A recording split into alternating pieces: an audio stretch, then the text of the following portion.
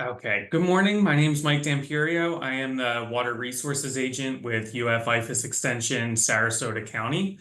So I focus on everything fresh water. I focus on water quality and water conservation. And I am going to be giving this presentation today in coordination with our Florida Sea Grant, Armando. Armando, if you would like to introduce yourself real quick. Yes, good afternoon, everybody. I'm excited to be here and co-hosting this webinar with Mike. Yeah, like he said, if you have questions, write them in the chat. We'll put up a pause in the middle of the presentation that we can actually let you come in and ask your questions yourself if you want as well. But yeah, use the chat function. And yeah, welcome. Okay, great. So today's presentation is smart ways to reduce plastics in the water. We do have a smart ways to reduce plastic series, and today's presentation is specific to reducing plastics in our water supply. If anyone is unfamiliar with Extension, just a little bit about us before we get started. We are a partnership between the University of Florida and Sarasota County. The University of Florida is our state's land-grant university, and as part of the land-grant university mission, we partner with the local communities to get information out to the people where they are, essentially using the community as our classroom. So in Florida, that looks like a partnership between the University of Florida and each of the individual 67 counties throughout the state. And right now you are tuning into UF-IFAS Extension in Sarasota County.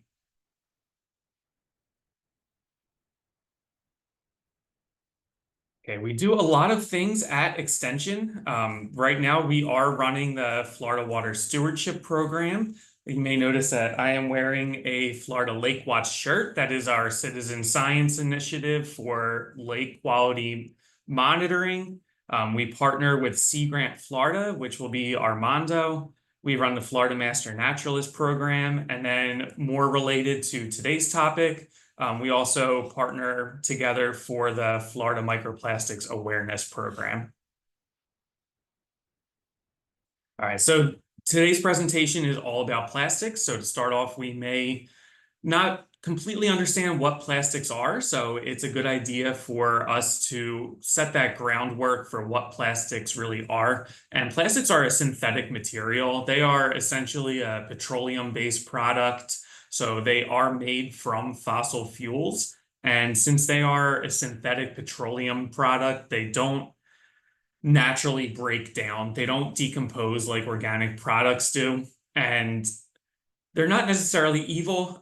Plastics are not necessarily a bad thing. This presentation isn't meant to, have you hate plastics or scare you off of plastics. It's just meant to help us make some more informed decisions because plastics are really widespread throughout our entire lifestyle. We use them for everything from household uses to industrial uses, or used in packaging, storing, shipping. But for today's presentation, you're going to learn about how they are hidden in some of our products, including cosmetics and personal hygiene products. But plastics really are ubiquitous. I don't think that we're going to be escaping from plastics, at least not anytime soon. So what we can do as consumers is be more informed about our plastic choices and maybe start using less single-use plastics. Okay, so why is this a problem? There are 300 million tons of plastic produced annually, and keep in mind that that statistic is from 2021. So in 2025, that number is likely more. But as far as our statistic goes in 2021, that was 300 million tons of plastic produced annually, and half of that plastic is single-use plastic. So that's 150 million tons of plastic that is only used once before it's discarded. Think of things like plastic straws, plastic forks and knives, plastic wrapping, things that are used only once and then typically end up in the trash. 14 million tons of that plastic enters our oceans every year.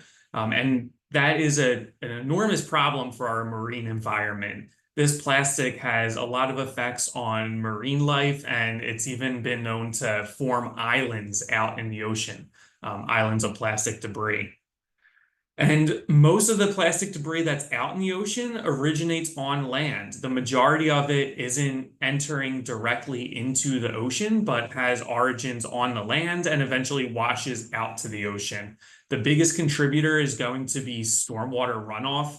Stormwater runoff is the water that falls on the ground, that moves across the ground, enters our waterways, and eventually, in one way or another, makes its way out to the ocean.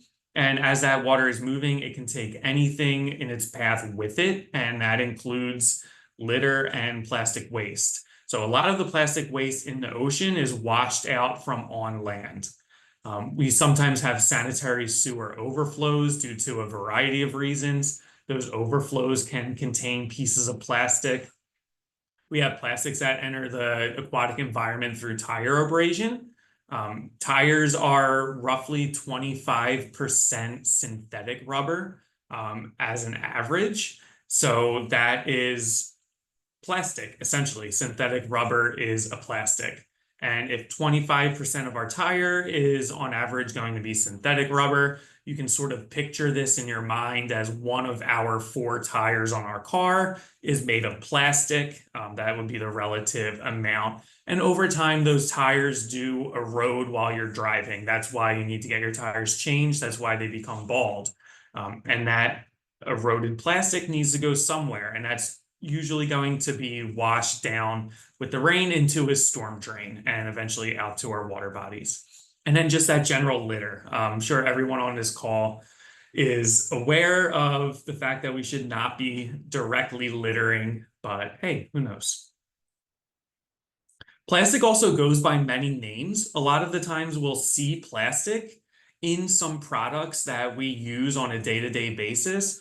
But if you look at an ingredients list, it won't just say plastic. Plastic comes in a variety of different chemical names, sometimes different brand names that all refer to different types of plastic. Polystyrene in particular, if you see the word polystyrene, that refers to styrofoam. So you can sort of see where it gets that styrofoam name, polystyrene, styrofoam. That's usually going to be used for packaging, but sometimes that's used in goods like hot cups for coffee. Polycarbonate is often used as a glass alternative. So if you are like me and have big Coke bottle cap glasses, which I'm not wearing now, I have contacts, which are also made of plastic. But you'll notice that you often have an option for your eyeglasses for polycarbonate because polycarbonate is a plastic that resembles glass but has very strong properties. It's also what's used in a lot of bulletproof or shatterproof glasses. And also acrylic. Acrylic is a type of plastic as well. And that applies to the acrylic paint that we all use on things like our walls in our homes. That is actually a type of plastic. That's why if you are painting and you leave a thin layer of paint in your tray and let it dry, often you'll notice if it's an acrylic-based paint that you can peel it off in one big sheet and it's a bit stretchy, elastic, because it's essentially a plastic product. We also have microplastics, and microplastics are going to refer to the size of the plastic essentially. Microplastics are any sort of plastic, either fragment or in its original form, that measure 5 millimeters or less in diameter. And for reference, 5 millimeters is about the size, the diameter of your average pencil eraser. So think of the diameter of a pencil eraser or smaller. That is what we are talking about with microplastics. In addition to microplastics, we also have nanoplastics. And nanoplastics are going to be those microplastics that are 1 micrometer or less in diameter. And for reference there, a human hair is about 80 micrometers wide. So we're looking at things that are about 1/80th the width of a human hair. So incredibly small. Need to be detected under a microscope. They are not visible to the naked eye. And these microplastics are really found worldwide. They're pretty ubiquitous, and they can be found in food, beverages, and they have even been detected in human and animal tissue. We don't quite know what the long-term effect of these microplastics are yet, because plastics themselves are so new, let alone the study of microplastics. But we are finding them in a variety of media. And these microplastics can further be sorted into two broad categories of primary microplastics and secondary microplastics. Primary microplastics are microplastics that are produced as is. So essentially, they are 5 millimeters or less at the production phase. These are going to be what we lovingly refer to as nurdles. There is a picture of nurdles on your screen.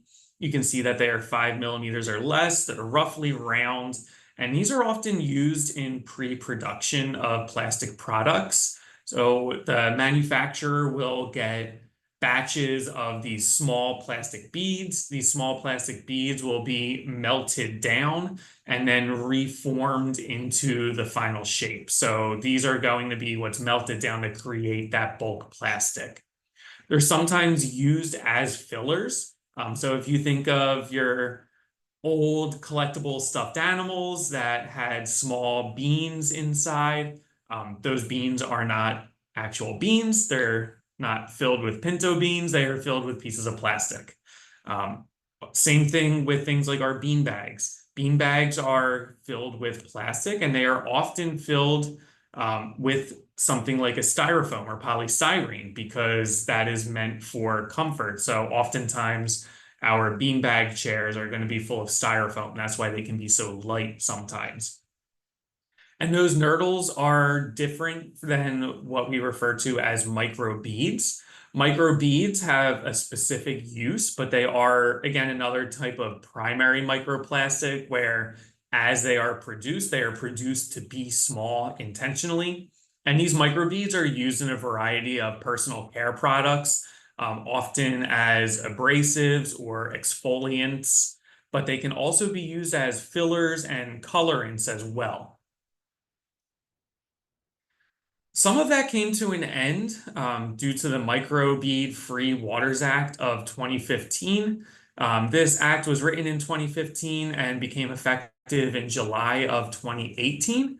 And I think it's important to be aware of the specific wording of this act because just like with most things, there are loopholes and ways around, and the wording is pretty specific. So this act prohibits the manufacturing, packaging, and distribution of rinse-off cosmetics containing plastic microbeads. So notice how specific that is. The packaging and distribution of rinse-off cosmetics containing plastic microbeads. So that is going to essentially affect the microbeads that used to be in things like toothpaste, which was used as an abrasive for toothpaste. We at one point had these microbeads in face scrubs and body wash to be used as an exfoliant, and that is no longer allowed in the States. So now in our toothpaste, we will use things like baking soda, which is an abrasive, and in face scrubs and body wash, you will often see things like ground apricot shell. Some companies actually use sand and they add sand to their bar soap. And lately, I have even seen some more niche companies use things like jojoba, ground jojoba shells.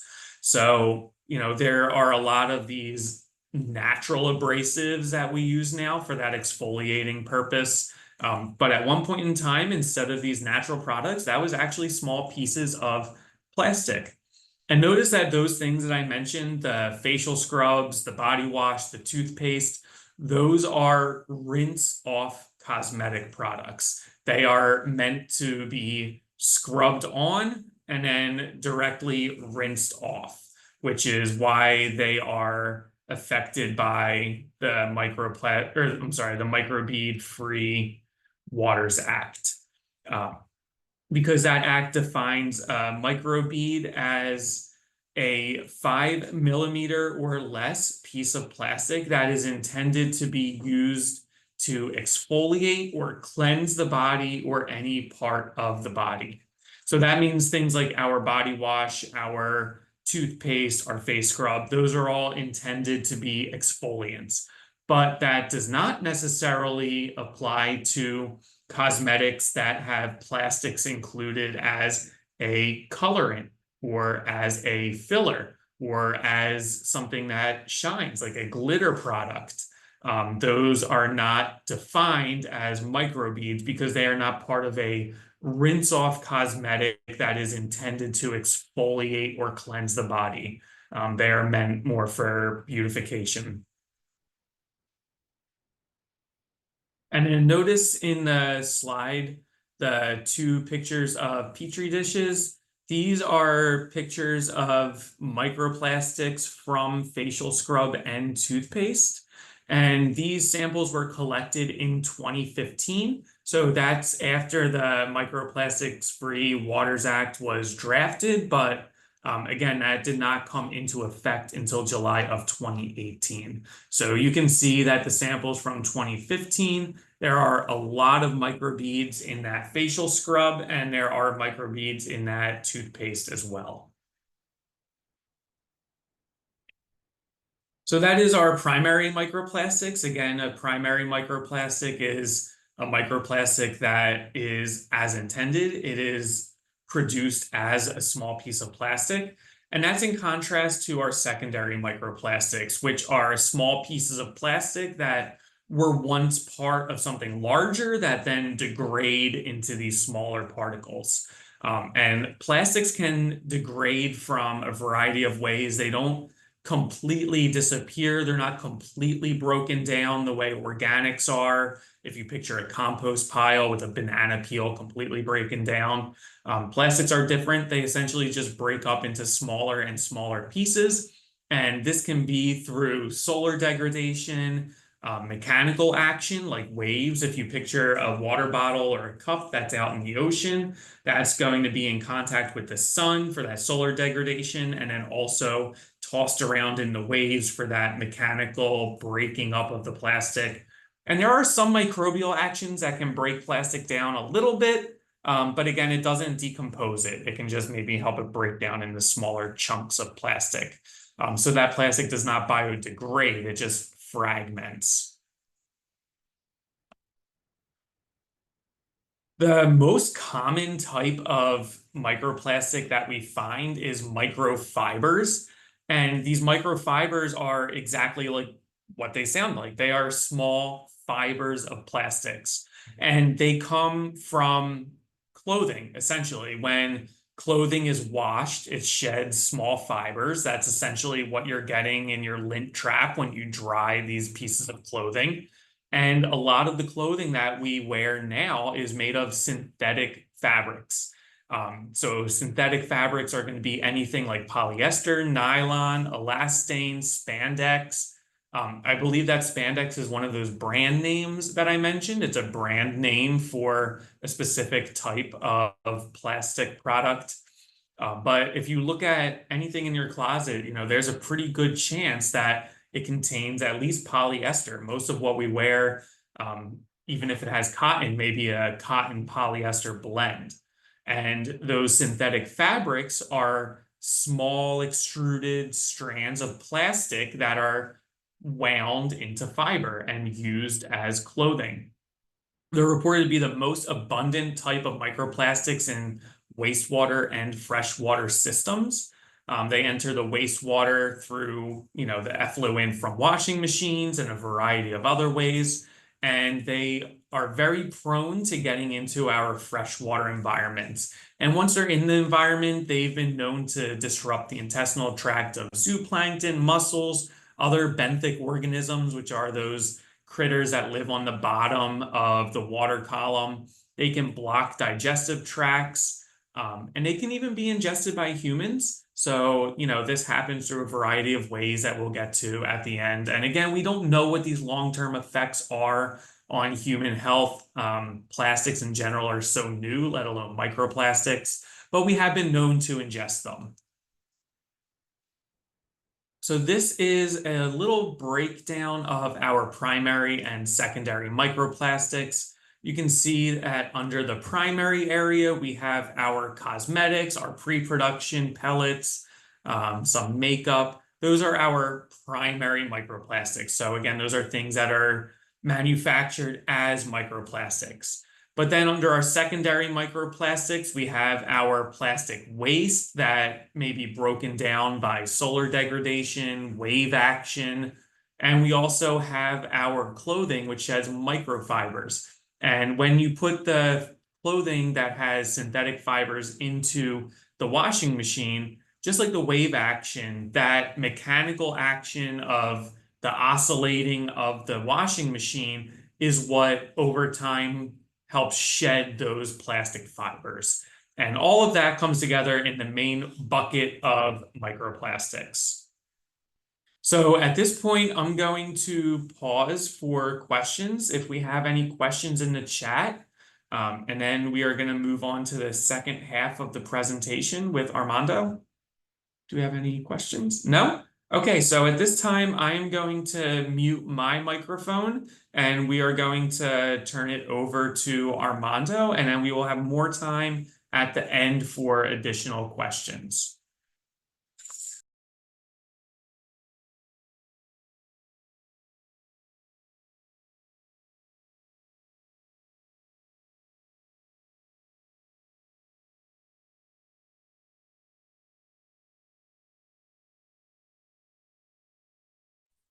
Okay, I think can anybody hear me?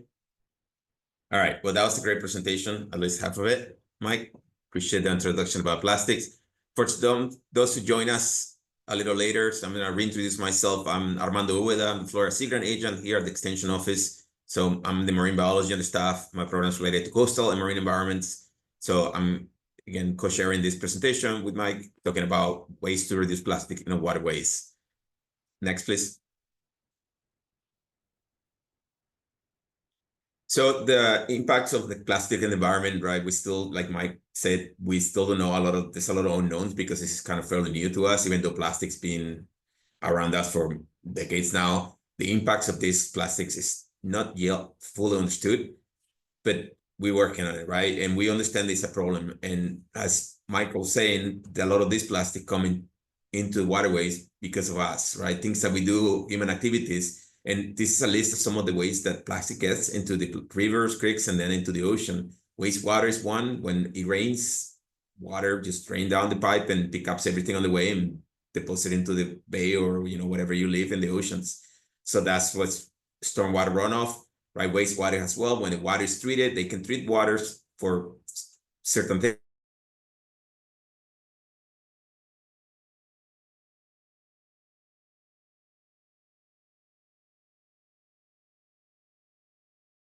but they can get water in I'm gonna well, it's a storms here into the treating accumulate on, and some of this plastic is break down so that you can see to these microplastics. Next, please. So this is a huge problem. This is just a map of, we have citizen science programs here in the state that anybody can start collecting samples of water and even soil and looking at microplastics, right? So people around the globe have been doing this to raise awareness of the increase of microplastic in an environment. So this map is just showing some of those locations.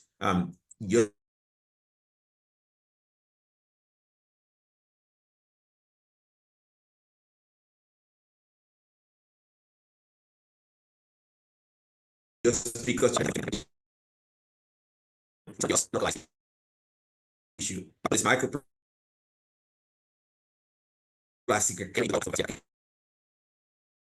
carrying into the correct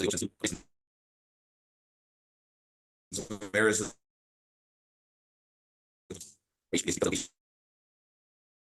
there the Pacific on the plastic in terms of Michael, there's so much plastic that sometimes islands of plastic, right?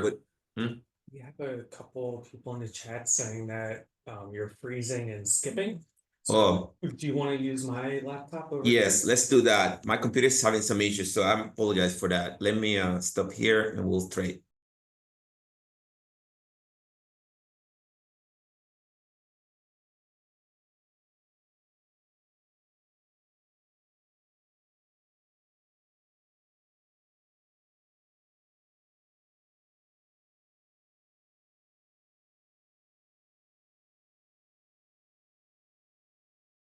I'm not sure where it was when we got those comments. About a minute ago. Okay. All right, I don't know. Yeah, I'm coming over there. All right, anybody can hear me now? Sorry about that. So like I was saying, just a quick rip to bring up speed that we're talking about how microplastics are still with a lot of unknowns about the impacts of these plastics in the environment, right? And they get into our environment from multiple sources. And this is just an example of some areas in the world where citizen scientists are collecting samples, water samples, and looking at microplastics around the globe. So it's a global issue. Are we good? All right. Just 1 second here, trying to navigate these slides. Oops.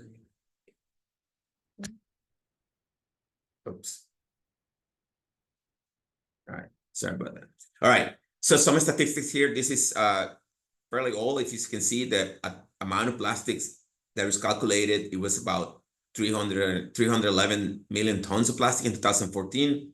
Obviously, there's more, but this is just to give you an idea of how much plastic, if we keep producing plastic and use it in the way we use it, how much plastic will be in the oceans by 2050, which is actually around the corner if you think about it. A little scary, but it is. And if you look at below those bottles, the plastic bottles to the left, you see the ratio between plastic and fish. Again, this is just a little cartoon just to play the magnitude of this issue. And the other problem with this is that, like Michael alluded in at the beginning of the presentation, these are petroleum-based products. So we're actually using fossil fuels to create these plastics. And a lot of times it's just single-use plastic, and they can come in multiple different shapes and forms. As you can see to the right, you have plastic bins. Again, here in Florida, especially during hurricane season, a lot of time people are taking care of their households, not thinking too much about the stuff around the properties. So all this debris can end up in the ocean, right? Plastic chair. How many of you have gone to the beach and see plastic toys being left behind, especially single-use plastic toys, or I'll call them single-use because they're very cheap. They're poorly made and people just buy them for the weekend and then forget them, right? Or yeah. Anyway, so there's a lot of ways that we actually contribute to this problem. And the thing is that it's not that difficult to think about that this solvable problem. So we can actually solve this problem, not like all the global issues that we have. It's just a matter of what we do and what kind of things we do to prevent this from happening. This is, again, another example of these microplastics kind of citizen science programs that we have here in our state, just to show you that basically pretty much where everybody's taking samples of water, there's microplastic in it. If you don't see a dot in the map, it's not because there's no microplastic there, it's just because there's nobody collecting there. But it is a global issue that is impacting us all. And we'll give you a link where if you want to join and be part of this program as well, you can join in later as well. So what are the impacts of this? What are the causes? What is the problem with this, right? We already said that we don't know much about what the long-term effect of the microplastics are, but we're finding them pretty much in every living organism, including us. And some concerns are that these plastics also are leaching other chemicals, like you probably heard about BPA. A lot of the plastic bottles sometimes will say free or BPA free, right? That's just a chemical that now is being linked, or at least being studies trying to see about the effect of this, because they think they might be the cause of cancer, diabetic, all these different health problems, that affect us all, and not just adults, but children as well. So it's a huge issue, right? A lot of this plastic too, because of the nature of plastic, they're actually moldable. You can make in various shapes. A lot of things glue to it. So when you have microplastic floating in the ocean, this can be carrying a lot of pollutants with themselves. So a lot of toxins can, yes, it's not just the plastic, but all the toxins that they can actually accumulate when they're traveling. And something that we got interrupted, that you couldn't hear me, we were talking about that some parts of the ocean, they have this massive amount of plastics But people think about this like jars of plastic floating in the ocean, like big giant islands of plastic. Well, in case you can see a lot of this big plastic piece of plastic, but it's not that simple. If that was that simple, we can go and collect them.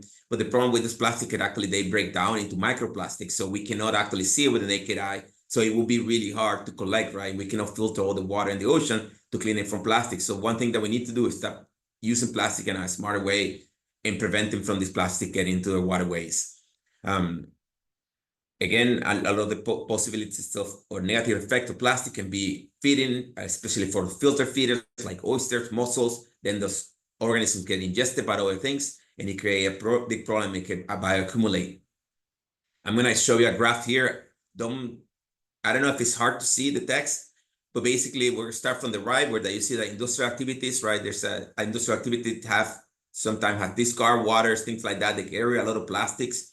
Some of them are very tiny and they actually some of them will sink into the bottom. So the benthic organisms, those organisms living in the sediments, right? They will actually ingest those plastics. Then those little organisms, like you see at the bottom of that graphic, they ingested by crustacean or things, then will be ingested by fish and marine mammals and sea turtles, and maybe we eat those fish as well. So we ingest in some of the plastic that is actually going into the deep ocean of the sediment. And you have plastic that actually float into the oceans as well. It can also get ingested by fish, right? That's just one way animals are getting impacted by plastic, but also you have huge pieces of plastic, right? Fishing lines, fishing nets, ropes. You see pictures of sea turtles with straw in their nostril that went viral a few years ago. Marine mammals are known for drowning because of plastic, ropes around their necks and things like that. So it's a huge problem.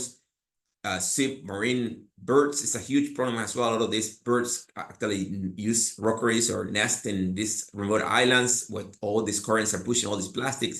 So a lot of the baby chicks, they're ingesting plastics when they're there in their nest. And so it's a huge problem, right? It's affecting all of us and many different organisms and things that we still don't know who's being affected, but it's a global issue as well.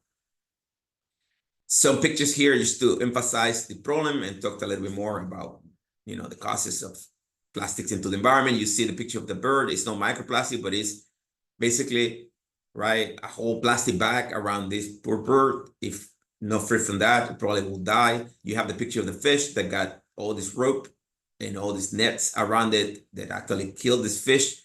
You have sea turtles. That's another huge issue. A lot of reptiles are what is called temperature dependent sex. The sex is basically regulated by temperature. You probably already know this. If not, sea turtles, they actually are living in the ocean. The females come to the land just to lay their eggs and nest. So they basically incubating their eggs on the sand. And these microplastics, which now they're part of the sediments as well, because plastic is really hot, they're actually making the sand hotter. So it's actually impacting the ratio of sex. It's actually making more, and sea turtles normally higher temperatures produce females. So it's creating a problem here because then eventually you will only have females in those populations because of the amount of plastic that is in the sand is making the sand hotter. So that's just one example. And then you have the picture to the right, which I know is not nice to see, but it's reality, right? That was in the news about the sperm whale, a juvenile sperm whale, that it was found dead at the beach, and then they did a necropsy and they find out all this huge piece of plastics in it, as you can read in the text there. So it's a huge issue, right? This is just showing some of the examples of some marine life that is being impacted by this plastic that it actually comes from us. So the effects on humans, like we said before, we still don't know a lot of this. How can this impact us on long term? There's a lot of people looking into this, but now we know that we are breathing just right now. There's microplastic fibers in the air. So I'm breathing microplastic, I'm ingesting plastic. So what can we do? Right? Think smart ways to reduce plastic in your life. Stay away from single-use plastic. There's also studies being looking at those water bottles that you buy and every time you unscrew the cap, there's some, you created some microplastic there. So probably ingesting some of those. So it's basically everywhere. We have more questions than answers at the moment, but we understand that this is a huge issue. Source of exposure, again, we have it in the air, when we clean our household, when you wash your clothes, when you buy products, a lot of food wraps, you buy food to go. Normally they come in this, polystyrene kind of styrofoam containers. So that's a big problem you already have. There's some contamination there. Fish that we eat, other animals that we eat, they're ingesting or getting this plastic into their bodies. So basically that's ways that we actually get it just by going and swimming in the water as well. And again, it's not to try to scare anybody, but it's something that we live in with and we need to, act upon. So what can we do? There's a lot of things that we can do. Michael already told you some of the things that you could do, but I'm going to emphasize them. I'm repeating here, right? Just the clothes that you wear can make a huge impact, right? Cotton, hemp are natural fibers. They don't make out of plastic. So try to maybe, try to get more clothing that is actually made of natural products, not plastic like polyester and things like that. Up for better things that don't have plastic in it. You can read the labels, and plastic come with different names, right? It's not just say plastic. So trying to inform yourself into what plastic, different type of plastic is a good way to reduce plastic in your life as well. Invest in reusable products, especially water bottles. We shouldn't be buying, in my opinion, water bottles when we can have a reusable water bottle. In fact, sometimes creating those plastic bottles where you have water, use more water than the water that's actually in the container. So just to save water as well, and to stay away from plastic, that's a good practice to have. Hurricanes are really, when hurricane season is here in Florida, it's super important to think about, not just household and your own safety, but the things you have around your house. People forget about the plastic chair. They forget about those toys that left out, that whatever it is around your household, also it could be carried into the water by the wind or storm water, and that's a huge issue as well. So we need to be more conscious about our activities and how can we get ready. Store food in containers that are made out of glass, right? Stay away from, again, plastic or single-use plastic. Choose tap water. Michael can inform you more about, how safe your tap water is. And there's a lot of people that think it's not, but anyway, that's another class. So stay away from bottled waters, especially those made of plastic, and use your tap water. Read the labels for products, especially all these different scrubs and we have laws and regulations now to put into place, but I don't know if those are actually put in place all around the globe. And in general, you should try to inform yourself about what kind of products you're utilizing that doesn't have plastic. Get involved. We have a lot of citizen science programs. We're going to show you the slide next about the microplastics, plastic awareness, I believe it's called. Maybe not the right name, but you're going to see to it. You can sign up for it. And there's a lot of ways that you can do, from educating others, talking to your neighbors, right? Having these huge campaigns. I lead a lot of the marine debris cleanups at the beach, so anybody can do that. There's many different ways that you can contribute, not just one single day, but through the year, or whatever fits your schedule. But there's a lot of ways to get involved. But that's the Florida Microplastic Awareness Project, like I was telling you about. There's the website, the link to the website right there. You can sign up for it, and you can start sampling your water bodies near you and start documenting. And why this is important, it's not just to show that there is microplastic. Some people ask me, well, we already know that. Why do I need to do this? Well, it is extremely important because over time, hoping to see a reduction, right? But also we can start tracking down where this plastic is coming from. So that's something that has been done in multiple places, that people start finding the source of these plastics. Even though microplastic, you can still do a lot of research and try to find out. So trying to minimize the source of plastic is important. So these kind of projects help with that. So you can learn more about visiting the website, which is there. And with that, thank you so much.